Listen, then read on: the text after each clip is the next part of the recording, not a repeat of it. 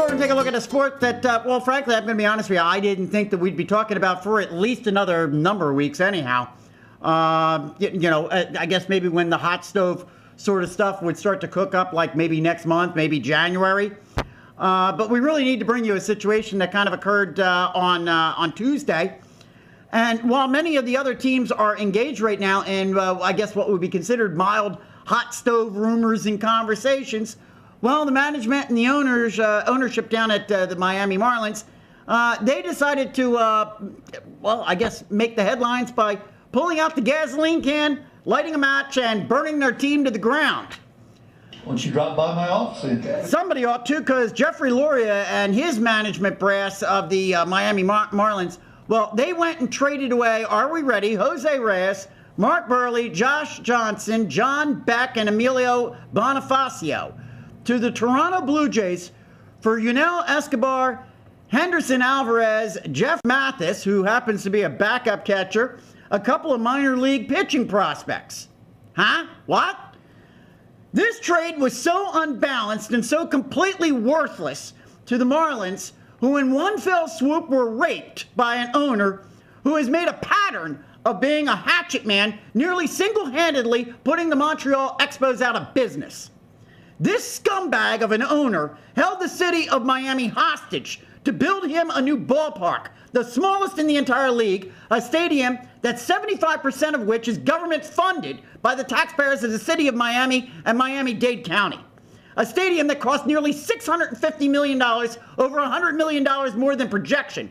A stadium that opened at the beginning of last season, and despite the fact it was predominantly funded with government dollars, was never permitted to be put out for open bids. Now, by unloading $118 million in payroll obligations, we're now looking at a team with less than $30 million in projected payroll. Loria has set himself up to pocket $110 million thanks to the fancy new ballpark, plus a new lucrative TV contract that was signed by the Marlins last season during the hype of the new season, the new team, the new look, the new players, the new management, the new manager, the new venue. Miami Marlins fans have certainly taken their share of criticism for being lukewarm supporters of their team. The loyal core group that does exist, however, in my opinion, has every right to be roaming the streets in bands, seeking the curmudgeon of a man looking to string him up in the village square in a public display of displeasure. And while Loria is swapping out premium names for Drek in an obvious attempt to blow up the team, what's our esteemed Major League Baseball Commissioner, Bud Selig, doing? Oh, he's looking the other way. He's looking the other way and sitting on his hands. And why wouldn't he? He's worked with Loria before. First, when Major League Baseball purchased the Loria-owned, financially drained Montreal Expos for $120 million. But at the same time, they extended to him a $38.5 million interest-free loan, which he promptly parlayed into purchasing the Miami Marlins. One has to begin wondering whether Loria is Selig's hired gun, a hatchet man for the home office. Many have contended that Selig can't really do anything about this trade, that it would set a dangerous precedent for commissioners to come, that by, in setting and squashing potential trades at their own discretion. Well, for want of a better word, much more colorful, I say balderdash.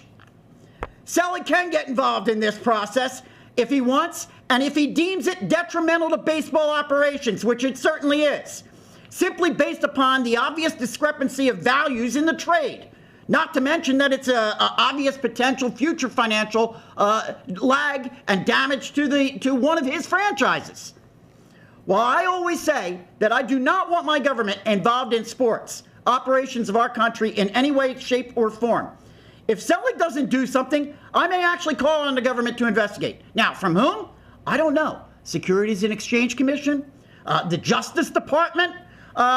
Listen, my point, if Congress can investigate drug use, they can certainly investigate the shady business practices of Loria and Selig. This one stinks, and somebody needs to look into it. So tell us what you really think, Mike.